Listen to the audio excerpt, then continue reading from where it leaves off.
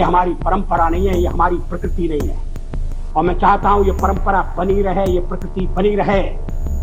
सत्ता का खेल तो चलेगा, सरकारें आएंगी जाएंगी, पार्टियां बनेंगी बिगड़ेंगी, मगर ये देश रहना चाहिए, इस देश का लोकतंत्र अमर रहना चाहिए। अटल जी का जन्म 25 दिसंबर 1924 में मध्य प्रदेश के ग्वालियर में हुआ।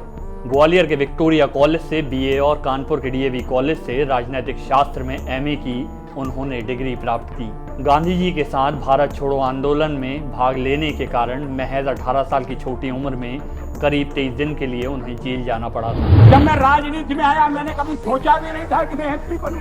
मैं पत्रकार था और ये राजनीति, जिस तरह की राजनीति चल रही है, मुझे रास नहीं आती। मैं छोड़ना चाहता हूं मगर राजनीति मुझे नहीं छोड़ती। पत्रकारिता, आरएसएस, सामाजिक कार्य की गलियों से होते हुए 1957 में महज 32 साल की उम्र में पहली बार उत्तर प्रदेश बलरामपुर से जीतकर लोकसभा पहुंचे। हमारे पथ प्रदर्शक होंगे भारत के पश्चिमी घाट को मंडित करने वाले महासागर के किनारे खड़े होकर मैं ये भविष्यवाणी करने का साहस करता हूं, अंधेरा छटेगा, सूरज निकलेगा, कमल खिलेगा।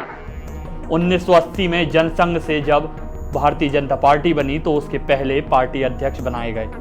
भारतीय जनता पार्टी आज आपको जिस भी रूपरेखा में दिखती है उसकी नींव अटल जी ने अपने साथियों के साथ मिलकर डाली थी। अटल बिहारी जी करीब 50 साल 1957 से 2004 तक सदन का हिस्सा रहे। किनारे में, अंधकार में, कलकछार में, बीच धार में, घोर घड़ा में, भूत प्यार में, क्षणिक जीत में, दीर्घहार में, जीवन के शत शत आकर्षक अरमानों को जलना होगा, कदम मिलाकर चलना होगा। 1996 में पहली बार प्रधानमंत्री के रूप में महज 13 दिन तक अपनी सरकार चला पाए। बड़ी अच्छी बात है, हमारी शुभकामनाएं आपके साथ हैं। हम अपने देश की सेवा के कार्य में जुटे रहेंगे।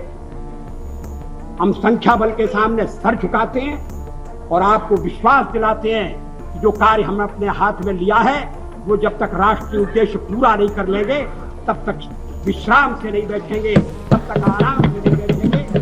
मैं अपना त्याग पत्र राष्ट्रपति महोदय को देने जा रहा हूँ। लेकिन उसके बाद 1998 से 1999 तक 13 महीने के लिए प्रधानमंत्री के रूप में कार्यरत रहे।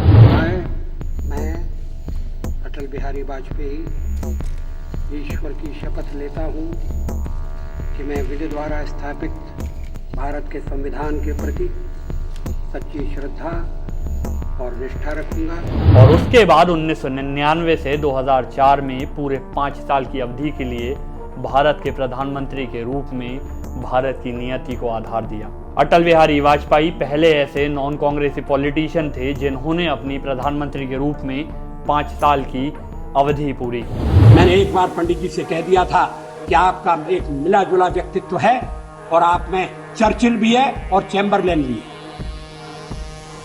वो नाराज नहीं हुए। शाम को किसी बैंक्वेट में मुलाकात हो गई और उन्होंने कहा आज तो बड़ा जोरदार भाषण दिया और हंसते हुए चले गए। आजकल ऐसी आलोचना करना दुश्मनी को दावत देना। 2009 में उन्होंने राजनीति से संन्यास लिया और 25 दिसंबर 2014 में उनके जन्मदिन के दिन भारत का सबसे बड़ा सम्मान भारत रत्न देने का उन्हें ऐलान किया गया। बड़ी खबर, 27 मार्च को पूर्व प्रधानमंत्री अटल बिहारी वाजपेयी को मिलेगा भारत रत्न। और इसके अलावा शायद एक ऐसे इकलौते राजनेता जिन्होंने कभी देश हित के आगे किसी और चीज को तवज्जो नहीं दिया। उनकी राजनीतिक कार्यकाल में देश ने कई सारी उपलब्धियां प्राप्त की, जिनमें शामिल हैं पोखरण परमाणु परीक्षण, स्वर्णिम चतुर्भुज योजना, प्रधानमंत्री ग्राम सड़क योजना, दिल्ली लाहौर बस सर्विस, आर्थिक उदारीकरण में योगदान और सर्व शिक्षा अभियान। और इन सब से ऊपर अटल बिहारी वाजपेयी जी एक महान कवि भी थे। और इन पंक्तियों के साथ अटल बिहारी वाजपेयी जी की जयंती पे मैं और अपने साथियों के साथ उन्हें नमन करता हूँ। टूटे हुए सपने की सुने कौन सिसकी, अंतर की चीर व्यथा पलकों पर ठिठकी, हार नहीं मानूंगा रार नहीं ठानूंगा, काल के कपाल पे लिखता मिटाता हूँ, मैं गीत नया गाता हूँ। हमें इजाज़त दें अनसुनी दास्तान में इसी तरह महान लोगों के बारे में किस्से और कहानी लेकर हाजिर होते रहेंगे।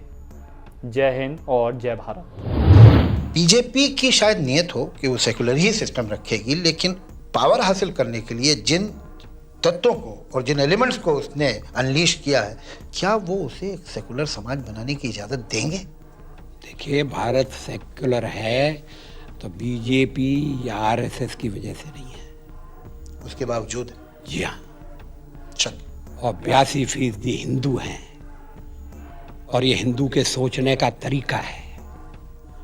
हिंदू एक किताब से जुड़ा हुआ नहीं है, हिंदू एक पैगंबर से जुड़ा हुआ नहीं है। जो ईश्वर को नहीं मानता वो भी हिंदू है, और ये हमारी संस्कृति का हिस्सा है।